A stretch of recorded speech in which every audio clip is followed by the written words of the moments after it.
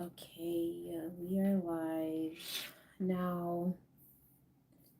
Peace in the Middle East, West, Northwest, and peace in the Middle East, West, North, and South. Um, I am going to the gym. However, I wanted to get back into my live discussions because I there is so much to talk about. Definitely. I just need to play some frequency music. That's another topic in general that I think I'm going to talk more about frequency music, the stuff that I listen to, things that could potentially help somebody else. Um, but again, I'm not a solicitor. I realize that a lot of these discussions too is to help me share the thoughts and the experiences that I have, and I know a few people have said to keep going, so I'm learning more how to just bring messages or again discussions that can be beneficial for others. However, it's more of me sharing my experiences for real, for real. So it is officially, it's officially October, and I genuinely feel like September, it didn't go by that fast to me actually. I don't think, I feel like it didn't go by that fast because September is Sickle Cell Awareness Month, and it's a month filled with different emotions.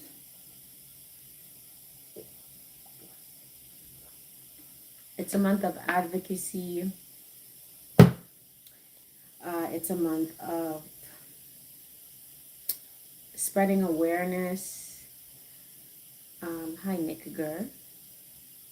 It's a month of showcasing a lot of what we go through and a lot of blood drives, a lot of even events that help with the awareness for sickle cell. And throughout those moments, it can get pretty intense. Thank you for the likes or the hearts. It can get pretty intense because when you have sickle cell and you are striving to be an advocate, it gets challenging. Hi, Gaming King. It gets very challenging because you get to share your experiences and share more about what you're going through because it's the month for you. However, it can be a little bit draining or time consuming or just different things. And the first thing that I realized during this month of September, hi, what's my, what? I know you're not asking what I think you're asking. Yeah, the first thing that I realized, I did not retreat as much as I would throughout the years. Like, knowing that it's sickle cell a month and this happens in September, a lot of times I'll retreat even more in September. Like, I won't share anything online. I don't want to talk to anybody. I'm depressed. Just a lot of different things. Moon cell. And this month, there was a few things happening where I had to do a dance workshop, and I chose, since it was like more to the end of the month, I was like, you know what, for the rest of the month, let me share as much as I can about my experience with sickle cell. Now, it doesn't mean that I didn't go like hard every day, like I didn't share every day, but I was more consistent than I was the other years. Now that's just me personally, right? Um, there was a sickle cell calendar which I believe I'm still gonna use, like especially this month since I wasn't able to answer some questions, and I'm sure a lot of people within the sickle cell community still want to answer those questions. I founded a sickle cell group on Facebook, and yeah, I shared it with some people. Um, Nice to meet you, Bala. So that situation was really great because it allowed us to really um, express certain things about sickle cell. The questions were very in depth. You know, at the beginning of September, it was more like simple, and then it got a little bit more in depth with the questions. So I really appreciated whoever created that calendar because it was a way for us to hold space for ourselves to talk about our experiences.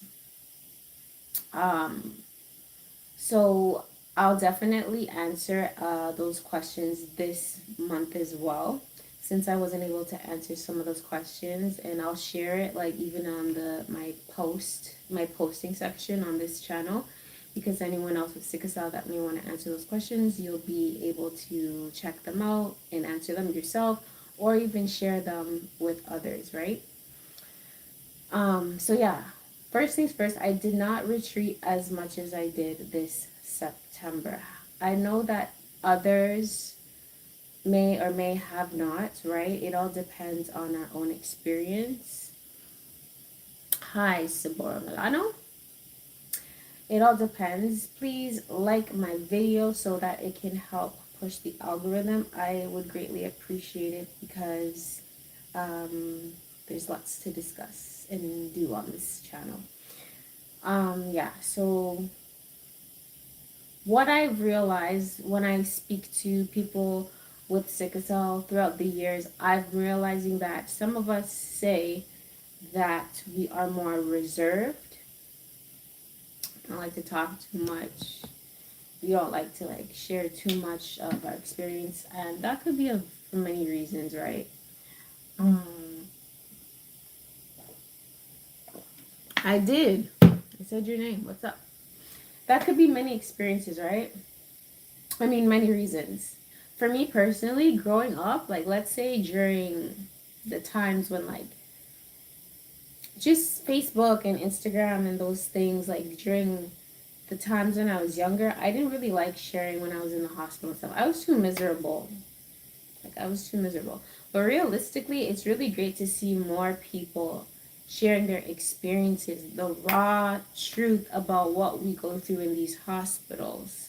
I love that that's being shared more and more and more online, and we're able to again tap into what is what's going on in these medical industries and just the medical world and how we're treated and things like that.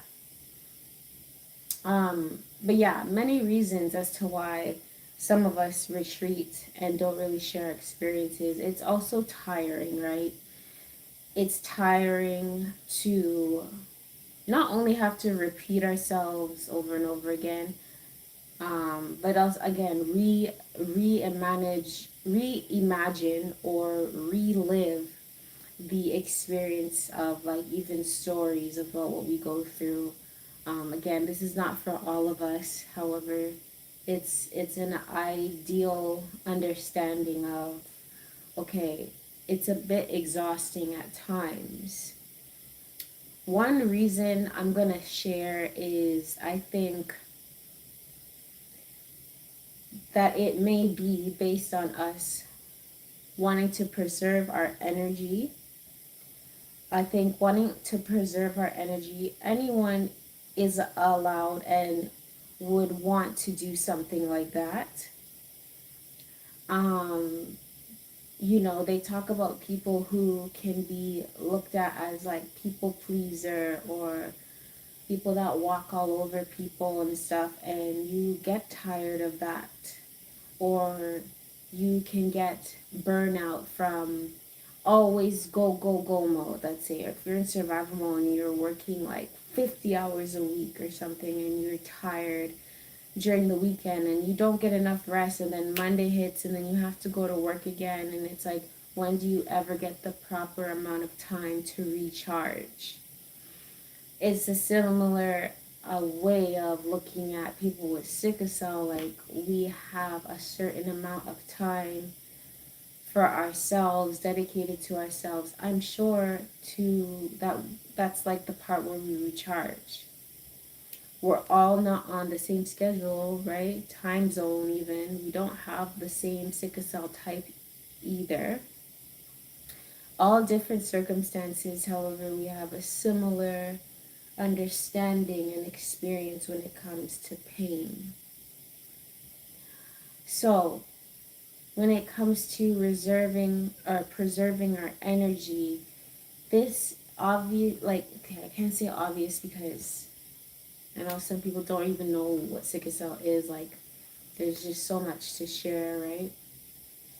But we have a rapid turnover rate, of course, people who are warriors, which I want to talk about after. But people who know, like, we call ourselves sickle cell warriors, we know that we have that rapid turnover rate when it comes to blood cells.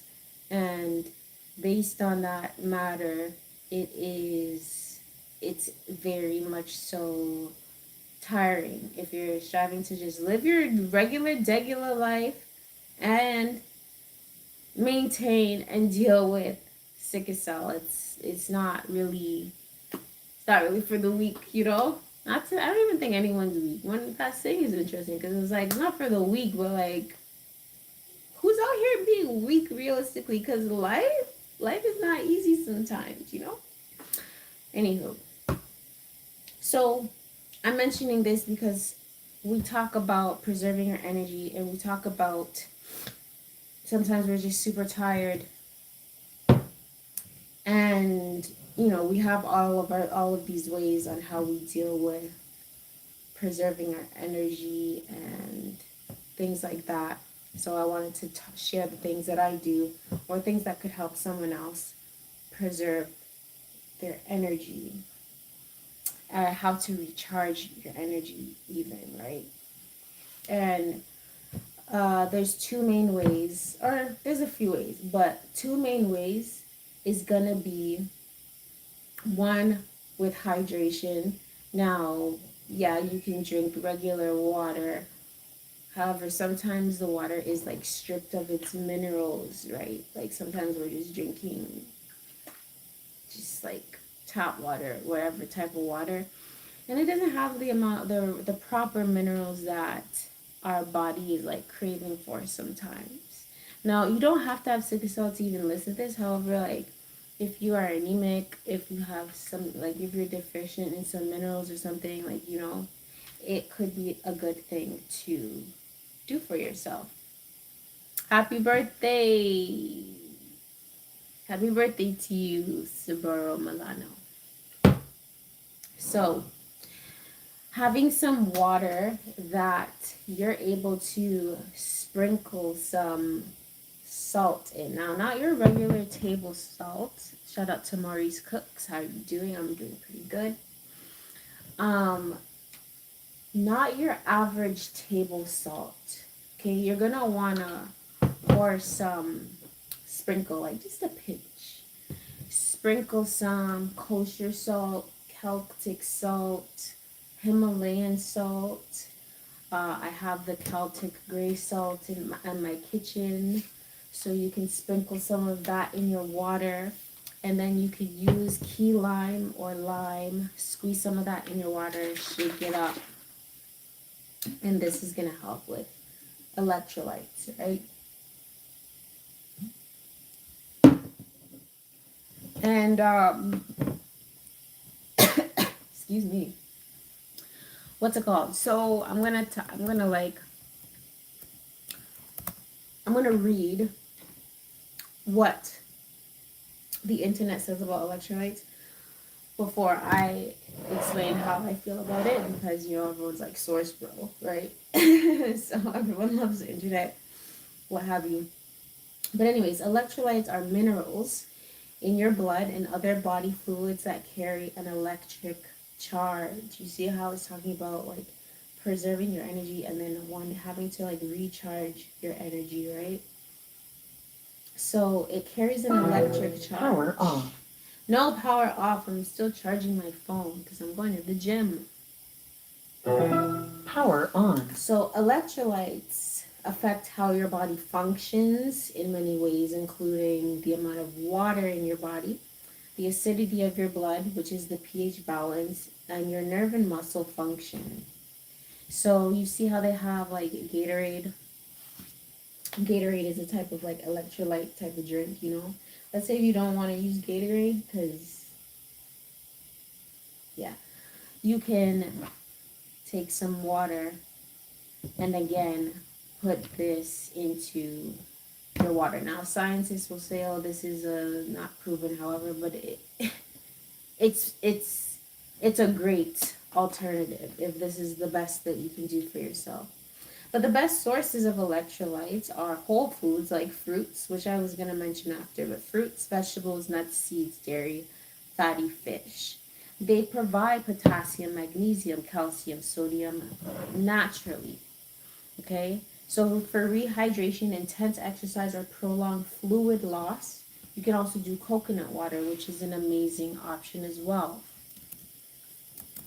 Now, if you just even think about salt in general, salt can replenish these lost electrolytes because salt is a type of charged crystal. It's a crystal, and crystals are charged up, right? So, this is not about dumping a whole bunch of water, a whole bunch of salt in your water. All you need is a couple sprinkles, right? And this is going to help charge your body. So if you're dehydrated and need an extra boost, a pinch, not enough to really taste, but just a pinch is going to do great things for you. Now, of course, please seek advice from your blah, blah, blah. Please seek advice from your professional healthcare providers at all times, including your mental health care providers at all times, because I'm not a doctor, I'm an alchemist. Um, Either way, I'm mentioning this because this is something I do before and after my workouts.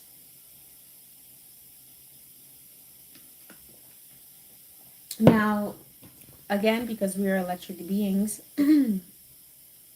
that is one way to help recharge your energy. That's one way to flush out toxins in the body, to help flush out and filter the kidneys. Very simple way, and I do not recommend table salt because it is a type of salt that isn't the most natural.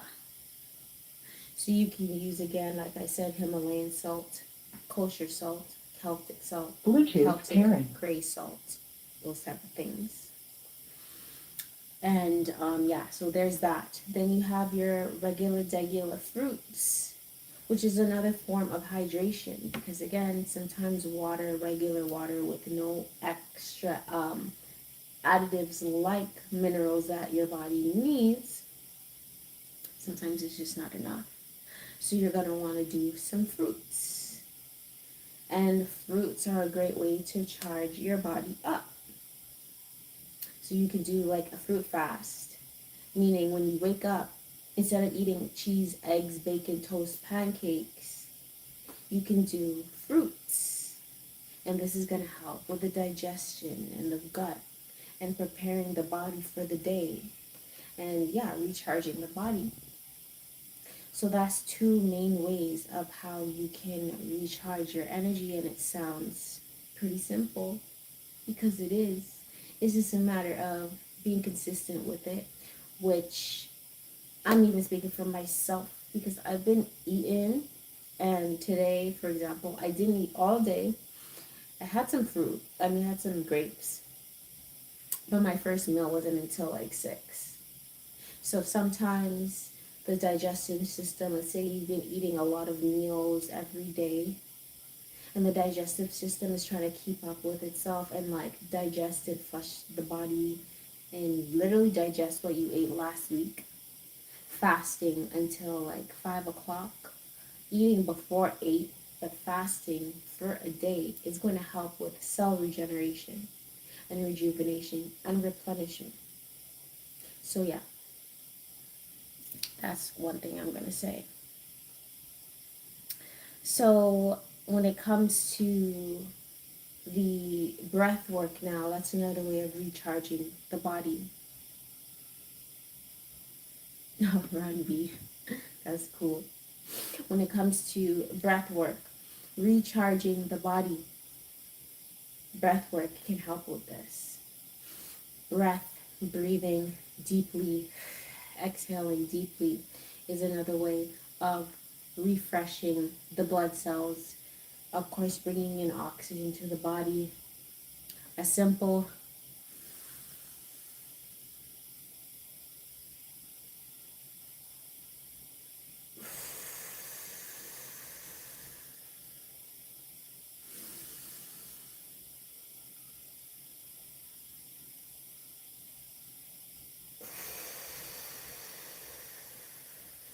so breathing in for 4 seconds counts. Holding for 4 counts. Holding your breath for 4 counts. And breathing out for 4 counts is a great recharger. Oxygen, of course, as a lot of us know, helps to carry the oxygen, or oxygen helps to carry the oxygen. Oxygen helps to carry the blood cells throughout the body. And sometimes we're short of breath, sometimes we breathe shallow.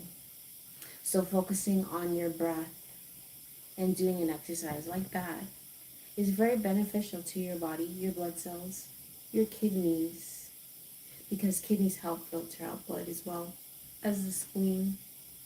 But in general, all of our organs require oxygen because our body is filled with blood cells. So I wanted to name those three. And the more I get comfortable with talking about all the topics I want to talk about, which will be as much as I can, I will share more. But everything that I said is something that I do for myself. So it's based on experience that has helped me, and I'm really doing more, learning more, to share more the way I would learn from others. So in the next live, I'll be talking about more stuff when it comes to the sickle cell community, and if there's any other specific topics that people would like to discuss, or if you would like to be invited on the live, I can bring a link the next time, and we can further discuss some conversations and matters. Stay tuned for more, and be sure to like, comment, subscribe, and share this with anyone that it may be beneficial to. All right? Peace.